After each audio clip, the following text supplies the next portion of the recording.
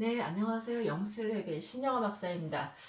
제가 그동안 좀 많이 바빴습니다. 많이 바빴고, 제가 영스랩이라는 작은 회사를 창업하고, 여러 가지 프로그램을 만들고 있습니다. 그래서 제가 그 안티에이징 프로그램, 그 다음에 뭐 자연치유력 프로그램, 힐링 아로마 테라피, 그리고 뇌활성화 프로그램을 운영을 하고 있고요.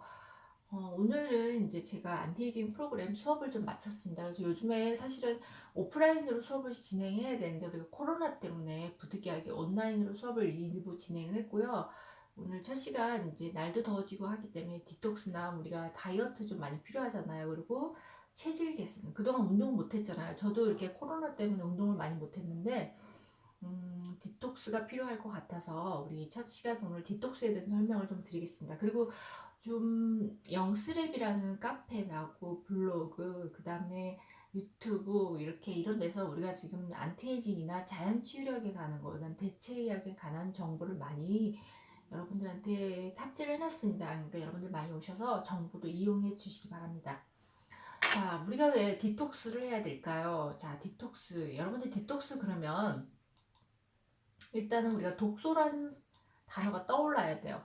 자, 우리가 독소를 빼는 게 디톡스죠. 자, 독소의 증상은 어떤 걸까요? 여러분들 가끔 저는 이제 여자들은 매일매일 아침에 거울을 보죠. 거울을 보면 얼굴이 칙칙하다든지 푸석푸석하다든지 막 붓기가 있고 다크서클이 있다든지 혀를 봤더니 막 하얗게 백트가 끼고 그다음에 머리가 무겁고 두통이 있고 불면증이 시달리고 그다음에 매일 화장실 왔다 갔다 하는 변비설사, 복부팽만, 가스 그리고 우리가 운동이나 다이어트를 막 해도 살이 잘 빠지지 않는 체질 이런 것들 그다음 어깨 결림, 통증, 뻐근함 이런 것들이 다 독소 증상이에요. 그리고 저 같은 경우에 가장 먼저 느끼는 게 뭐냐면 이제 음식물 육류 섭취가 많았다든지 운동을 잘 못했다 했을 때 가끔 피부가 이렇게 두드러기라든지 막 간지럽고 발진 같은 게 이렇게 피부 위로 올라와요.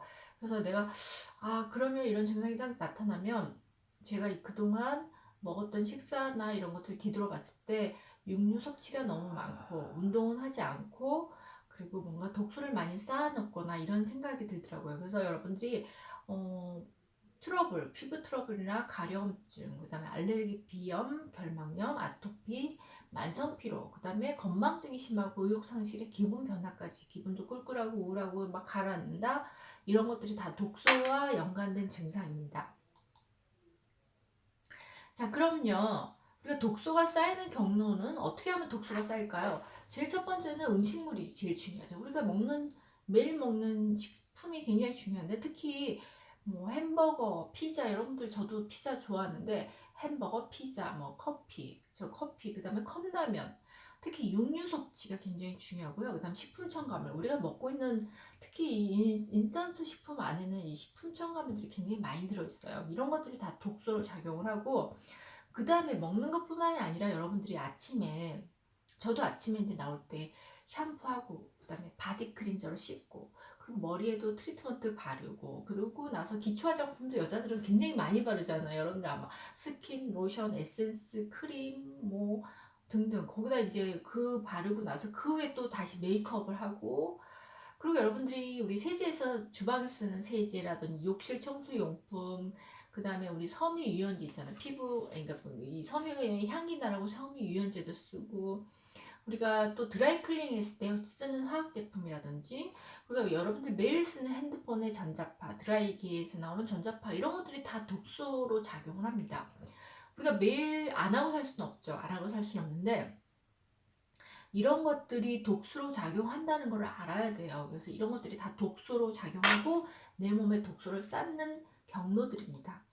자, 그러면 장누수 증후군을 좀 설명을 해야 돼요. 왜냐하면 중요한 게 장내 세균총에 대한 설명을 좀 드릴게요. 우리 대장 안에는요.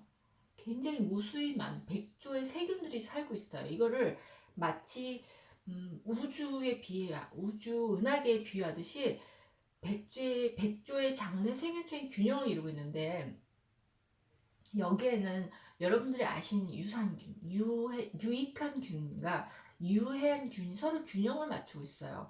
근데 이게 특히 어떤 원인이라면 우리가 밥 먹는 식품에 따라서 이게 세균종의 균형이 깨질 수 있어요. 그래서 장내 세균종의 균형이 깨져서 특히 우리가 먹는 인스턴트 식품이라든지 육류 섭취가 너무 많아지면 유해한 균들이 증가가 돼요. 그럼 이게 세균총의 균형이 깨지겠죠. 깨지고, 그리고 특히 우리가 육류 섭취를 너무 많이 했는데 이게 소화가 완전 소화가 되면 문제가 없는데 불완전 소화가 되면서 그 물질들이 장내에 쌓이고 부패되면서 독소를 배출하는 겁니다. 독소. 근데 이 독소를 배출하면서 이 독소가 장 점막을 손상을 입혀요. 장 점막을 독소가 손상을 입히면 그 점막 사이에 아주 미세한 틈들이 생기고 그 틈으로 독소나 세균들이 유입이 되게 됩니다. 그러면 이게 장 점막을 들어가서 그 혈액내로 들어가서 모든 혈액을 돌면서 이 혈액을 오염시키는 원인이 되거든요. 이때 이게 알레르기 반응이나 염증 반응을 유발하고요. 이게 심지어는 면역 시스템에 이상을 일으키면서 면역력을 떨어뜨리면서 여러 가지 증상을 일으키는 것을 장누수, 그러니까 장에 구멍이 생겨서 누수, 증후군, 장누수 증후군이라고 합니다. 그러면 장누수 증후군이 왜 중요하냐면 결국 장의 부패의 원인이 되고, 그다음에 나쁜 우리가 스트레스라든지 나쁜 생활 습관이라든지 식습관, 특히 뭐 우리가 매일 먹고 있는 설탕이라든지 남자분들 담배라든지, 그다음에 우리가 튀김 음식 굉장히 좋아하잖아요. 튀김 음식에는 산한 기름이 있어요. 기름이라든지 트랜스빵이라든지, 그다음에 육류 섭취가 많다 보면 동물성 지방, 그다음에 가공식품, 알코올, 커피, 인스턴트 식품, 그다음에 항생제도 우리 장르 수증을 일으키는 원인이 되고요. 특히 고단백질 식이, 이거는 질소 잔류물을 생성시킴으로써 장내 부패의 큰 원인이 됩니다. 그러면 이게 오염이 되면, 혈액이 오염이 되면 이게 온몸을 돌면서 여러 가지 질병을 일으키는데, 특히 동양의학이나 이 대치의학에서는 모든 질병, 이제 질병의 원인들이 여러 개 있지만 특히 혈액 오염이 많은 질병을 일으킨다고 보고 있고 굉장히 그걸 중요하게 여기거든요. 근데 이렇게 혈액이 오염이 되면 뭐 두통이나 어깨 결림이나 요통, 경통, 그리고 그다음에 콧물, 이명증, 그다음에 이명증은 요즘에 이제 아직 원인을 알 수 없다고 얘기하잖아요. 현대의학에서는 이명의 원인을 알 수 없다고 얘기하는데, 이명증이라든지 현기증이라든지 만성 피로, 비만, 그다음에 굉장히 잦은 감기에 걸린다든지 감염증, 이제 뭐 예를 들어 폐혈증 같은 경우, 우리가 이제 요번에 코로나 돌면서 특히 폐렴으로 많이 연세 드신 분들이 돌아가셨는데, 이제 폐렴이 돌면서 어떤 그 항생제가 듣지 않는 거죠. 폐렴. 그러니까 보통 젊은 사람들은 폐렴이면 이제 세균에 대한 감염이나 바이러스에 대한 감염을 이제 항생제를 쓰면 듣는데, 나이 드신 분들은 이 감염에 대해서 이 항생제가 듣질 않는 거예요. 그러다 보니까 폐혈증으로 돌아가시는 거죠. 폐혈증이라는 거는 모든 세균의 감염에 대한 독소들이 혈액을 돌면서 그냥 모든 장기를 마비시키는 거거든요. 그래서 폐혈증을 많이 돌아가시고, 고혈압, 동맥경화, 크론병은 이제 대장의 만성적인 염증을 크론병이라고 하고요. 구취, 치주염, 그다음에 ADHD, 그래서 주의력 결핍 장애, 불면증, 우울증, 불안증, 이런 모든 다양한 질병, 특히 심지어는 암하고도 연결돼 있고 우리 정신적인 불안이나 우울하고도 연관이 돼 있다고 지금 그 자연학자들은 얘기를 하고 있습니다. 그러니까 오염이 된 것들이 모든 몸을 돌면서 염증을 유발하고, 그 염증들이 우리 정신장애나 아니면 정신질환이나 아니면 심지어 암하고도 연관이 되어 있다고 보고 있습니다. 자, 그래서 세균요법이 여기서 이제 나오게 된대요. 서구에서 이제 모든 질병이 이제 장내 세균 상태, 아까 장내 세균총의 균형이 깨지면서 유해한 균이 많아지면서 이런 증상을 잡아서 우리 모든 질병을 고쳐야 된다고 생각을 하는 그 생각에서 세균요법이 나왔어요. 그래서 이때 장에 부족한 유익균을 넣어주는 거예요. 일부러 보충해주는 거죠. 그게 균형이 깨졌는데, 깨져서 이게 균형이 맞추려면은 어쨌든 유익한 균을 보충해 줘서 예방과 치료를 돕는다. 이게 세균요법이에요.